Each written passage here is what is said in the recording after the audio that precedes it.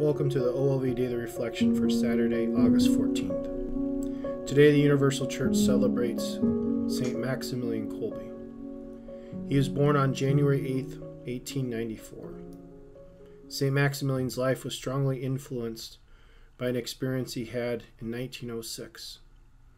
At that time, he was 12 years old, and he had a vision of the Blessed Virgin Mary. St. Maximilian would later describe this incident with the following words. That night I asked the Mother of God what was to become of me.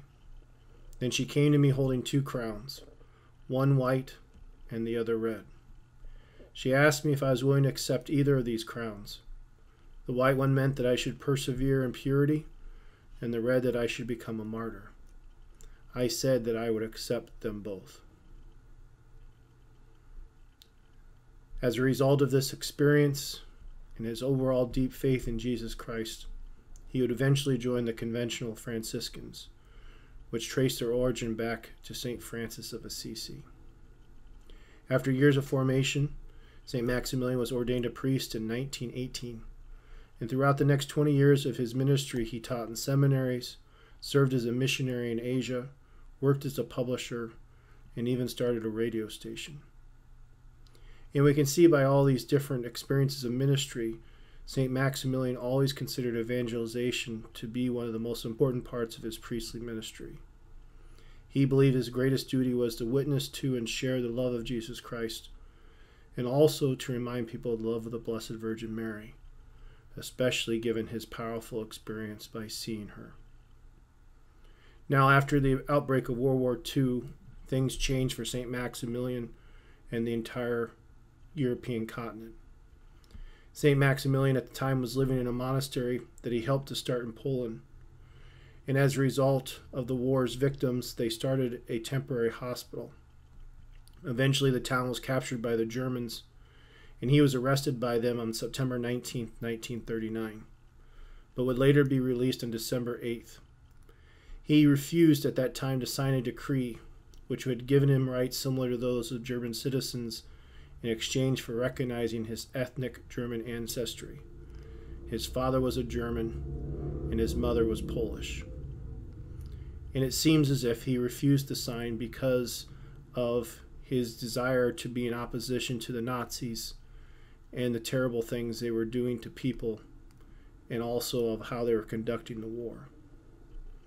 So he continued his work at his friary, and he and his brothers provided shelter to the refugees from Greater Poland, which eventually included 2,000 Jews who they hid from German persecution. St. Maximilian also continued to publish religious works, and even some of the works they published were anti-Nazi in scope. And these actions eventually got the attention of the German authorities. On February 17, 1941, St. Maximilian and 4 others were arrested by the Gestapo and imprisoned. 2 months later, on May the 25th, he was transferred to Auschwitz and became known as Prisoner 16670. But there at Auschwitz, he continued to act as a priest, but as a result of his ministry, he was subjected to violent harassment and was beaten and lashed many times. At the end of July 1941, a prisoner tried to escape from the camp, which led the commander to pick 10 men to be starved to death in an underground bunker to deter further escape attempts. When one of the men who was selected cried out, "My wife, my children," St. Maximilian volunteered to take his place. According to an eyewitness, who was an assistant janitor at the time, St. Maximilian in the underground bunker led the prisoners in prayer. Furthermore, when anyone checked on him and the rest of the prisoners, St. Maximilian was always standing or kneeling in the middle of the cell, looking calmly at those who were passing by. After the guards had starved the prisoners and deprived them of water for 2 weeks, everyone died with the exception of St. Maximilian. The guards, who were impatient and wanted to get the bunker emptied, decided that they would kill St. Maximilian. So they gave him a lethal injection of carbolic acid. It is said that St. Maximilian raised his left arm and calmly waited for the injection.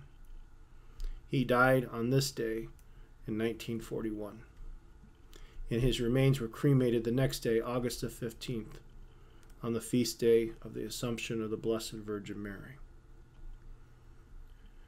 The gospel reading chosen today in honor of St. Maximilian Kolbe comes to us from the 15th chapter of St. John's Gospel. It reads, Jesus said to his disciples, "This is my commandment. Love one another as I love you. No one has greater love than this, to lay down one's life for one's friends. You are my friend if you do what I command you. I no longer call you slaves, because a slave does not know what his master is doing. I have called you friends, because I've told you everything I have heard from my Father. It was not you who chose me, but I who chose you, and appointed you to go and bear fruit that will remain, so that whatever you ask the Father in my name, he may give you." St. Maximilian Kolbe, by his life and witness, especially at Auschwitz, lived this teaching of Jesus Christ to the fullest extent possible. None of us ever want to experience such horrible circumstances as St. Maximilian did in his life. But it should be our prayer that as we live out our lives, we are able to imitate the love of Jesus Christ and the love of St. Maximilian Kolbe more and more. That we have a desire and also a deep faith that allows us to give up our lives for others. And the more that we're able to lay down our lives in service, the more we experience the grace and peace that can only come from Jesus Christ. St. Maximilian Kolbe and Our Lady of Victory, pray for us.